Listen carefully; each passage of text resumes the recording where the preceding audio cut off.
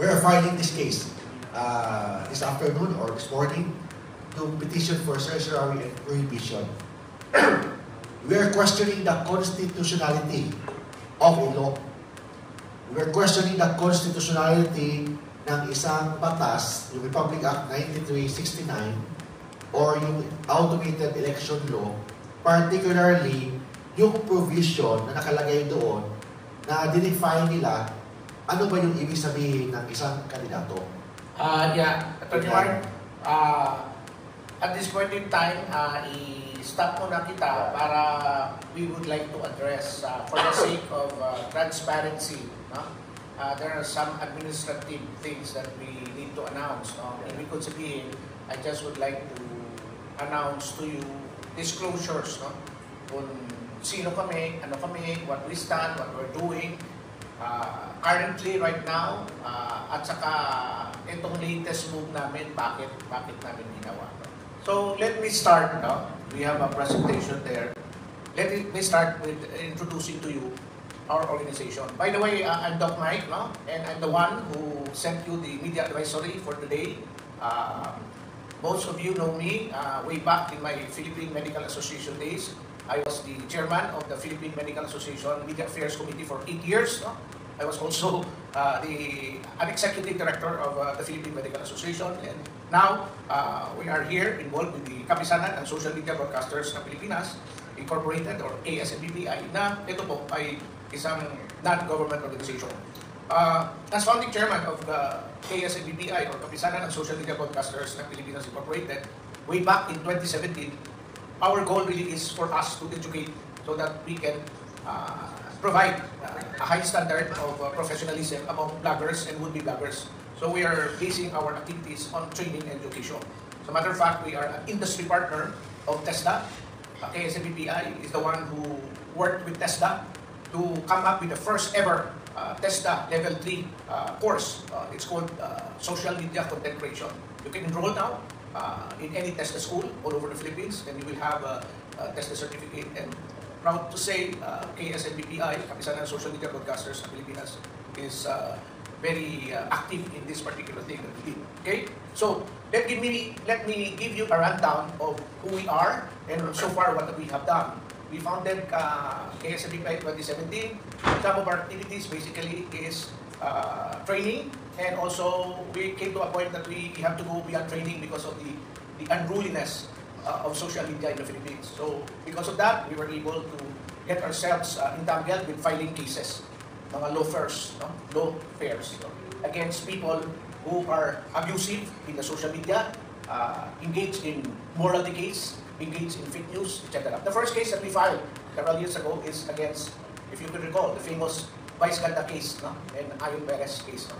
So we filed cases against them, and MTRCB has suspended their programs. That's one of the things that KSMBPI did. Another case that we filed is very popular case is a case against a blogger by the name of Tony Fowler.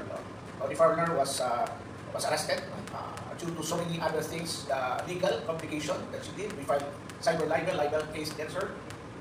Another social media personality is the drag queen called Puraluka. We also filed cases against him. As you can see, he was arrested several times, together with other religious organizations. We did this.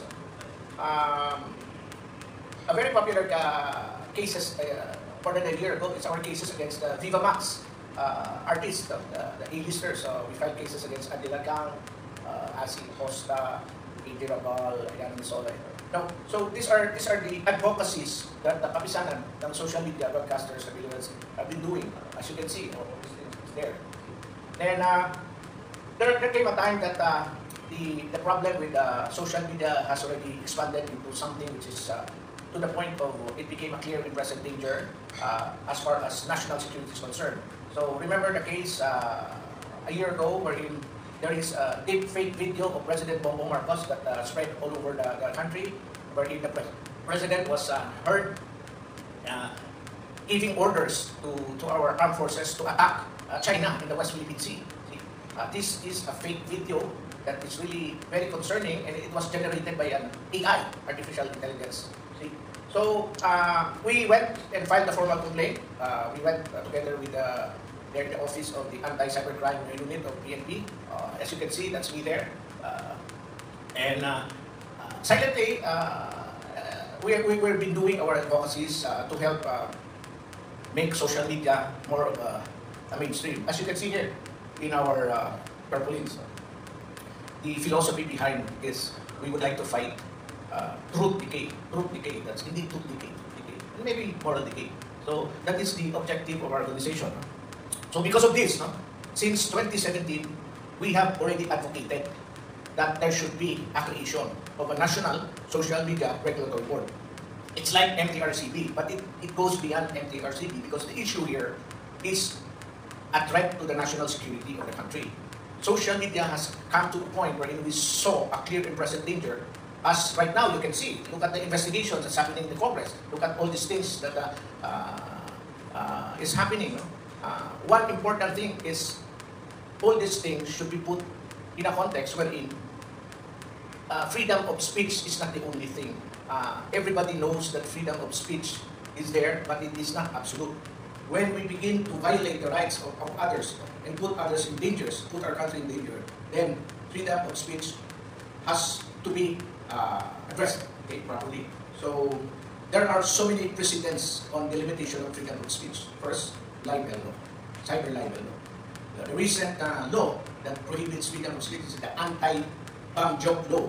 You cannot go to the airport and joke that you have a bomb in your bag. It's against the law. So we limit that kind of thing. So with our advocacy of proposing to our government the creation of the National Social Media Regulatory Board to address the concern, the clear and present danger of social media in our national security, this has been quite more than a year. We've been doing this. We proposed to the national government, we submitted a proposal, an executive order, the 18 days, but they told us that it would be better instead of an executive order, it has to be a Republic Act, because Republic Act carries with it penalties. So we've been doing these things silently. We've been trying to network with government for this thing to happen. Now, if you recall, several hearings has been already done by Congress, just last week, the other week, etc. But we have been doing this for 2 years now. So we are advocating for this kind of thing because we would like orderliness in social media. Now, another disclosure that I have to tell you about our group, we embraced an advocacy to fight for the rights of the Filipino at the West Philippine Sea. Okay? So that is one of the things that we're fighting. And if you can see us talking, doing activities to make sure that the transparency initiative of our government, meaning telling the Philippine narrative versus the false narrative of China at the West Philippine Sea. So ang sabi nga namin, atin ang West Philippine Sea, gumagawa yung mga ibang bansa, particularly China. They're bullying us there, West Philippine Sea. Paglabas ng press release na China, tayo masama. So this is unfair. So in a way, kasi kami private group lang kami, we're not government regulatory. We do things within our means. So dahan-dahan, we're supporting the transparency initiative of the Philippine government, particularly on the issue of West Philippine Sea against the China fake news narrative. So ito po yung ginagawa natin, and ang sa amin lang, this is our stand, malinaw sa national anthem natin yung salita o yung kanta na sa manlulubig di ka pasisihin. So the KSMPPI plus our other partners like the Fraternal Order of Eagles, Philippine Eagles, yung mga patriots natin, yung mga kuya ate, etc. are one, we are all one in fighting for the right of the Philippines sa West Philippine Sea. So right now, another thing that I have to disclose here is kami po sa KSMPPI, particularly yung anti-fake news task force natin, headed by Attorney Mark Tolentino. We are helping COMELEC try to find a good solution to a certain problem. Here na may defect ang batas ng election law, which actually Attorney Mark later on will explain to you through the PowerPoint presentation that we are presenting. We will be presenting the case sa inyo so that we can assure the equal protection clause of the Constitution. We believe that the election law as it is right now is infirm. May bias, and under the Constitution, dapat equal. Walang sektor na mapabulan ng isang batas, dapat pare-parehas. And Attorney Mark will definitely explain that to you. No?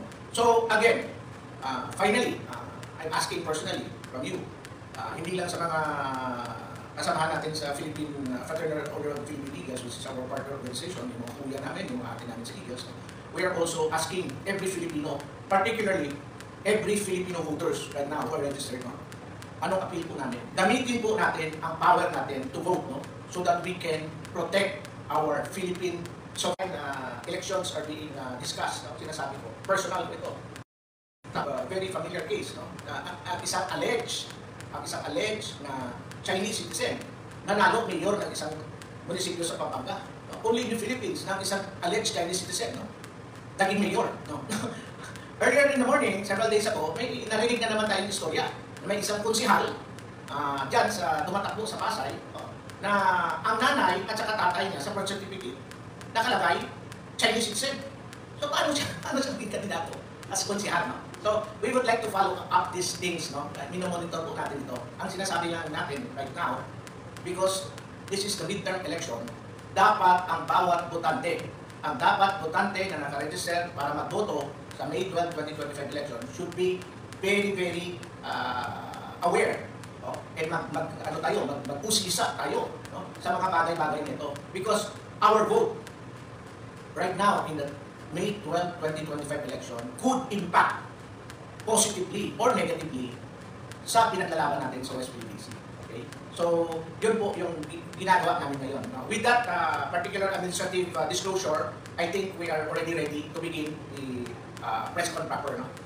I would like to call the President of the Anti-Task Force of the Kapisanan, Fake News as well, the Kapisanan Social Media Broadcasters of Pilipinas, Attorney Mark Tolentino, to discuss the details of our petition at the Supreme Court. You can see the actual petition there in the PowerPoint presentation. Attorney Mark? Good morning again. So I'm Attorney Mark Tolentino, the Legal Counsel and the President of KSNPPI Anti-Fake News Task Force.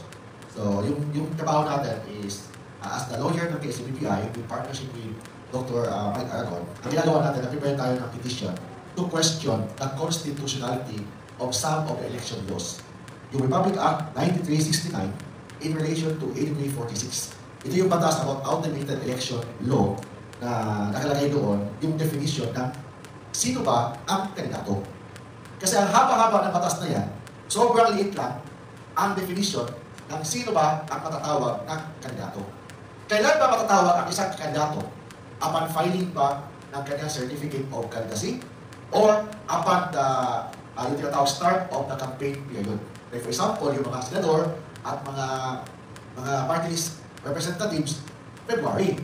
Yung mga local, meaning congressman, hanggang sa pinakamaliit na konsihal ng bayan, March 28. So next week yun, March 20 yun.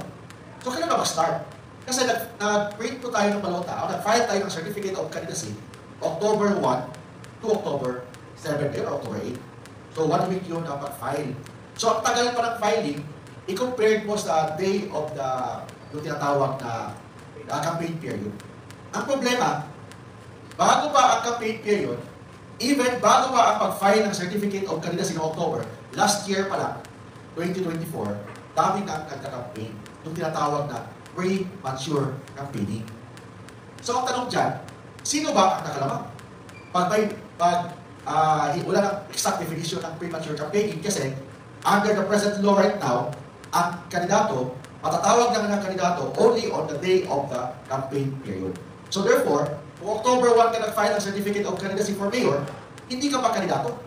Maging kandidato ka, ngayon pa lang March 28, so ilang buwan yun? October, November, December, January, February, March. Almost 6 months ka na hindi pala kandidato, pag nag-file ka na ng certificate of candidacy. Bakit ka? Kasi dati yung manual filing, pag-file ka, then I think after a month, doon ang campaign period. But ngayon, maaga pag-file ng certificate of candidacy because of the automation for the printing of the ballots. So sino ba ang nakalamang? Kung mag-campaign ka, start ka ng campaign mo October pa last year or even before October, ang nakalamang, yung mga mayayaman, yung mga sikat na, yung mga nasa showbiz, yung mga nasa media, kawawa naman ang isang ordinaryong Pilipino na gusto lang magsilbi sa right of life, liberty, or property without due process of law, nor shall be denied equal protection of the law. Ibig sabihin, dapat ang batas pantay-pantay. Mayaman, mahirap, sikat, di sikat, super sikat, laos, or anuman. So kailangan bigyan natin sila ng pagkakataon, kahit na hindi mayaman, bigyan ng pagkakataon yung mga hindi sikat na magsilbi sa bayan. Paano sila magsilbi kung yung mga kalaban nila mga mayayaman? May mga tarpaulina, may mga nagpakilala na sa TV, sa radio, may mga malaking mga posters na kawawa yung mga mahirap na mag-start pa lang sa kanilang campaign March 28. Pag yung kalaban nila, October pa lang, nagkampanya na. So, is there violation of the equal protection clause ng ating saligang batas? Kasi very clear ang ating saligang batas, kailangan bigyan ng pantay-pantay, mayaman, mahirap under the operation of the law. Another, under Article 2, Section 26 of the 1987 Philippine Constitution, nakalagay doon, there shall be guarantee of equal access to opportunities for public service. So therefore, equal access for public service. So ibig sabihin doon, kailangan hindi lang bigyan natin ng pagkakataon, hindi lang yung mga sikat, hindi lang yung mga mayayaman, kundi pati yung mga ordinaryong Pilipino, bigyan natin ng pagkakataon na magsilbi sa bayan. So yun ang second argument natin, bakit kailangan natin i-question ang constitutionality of the law.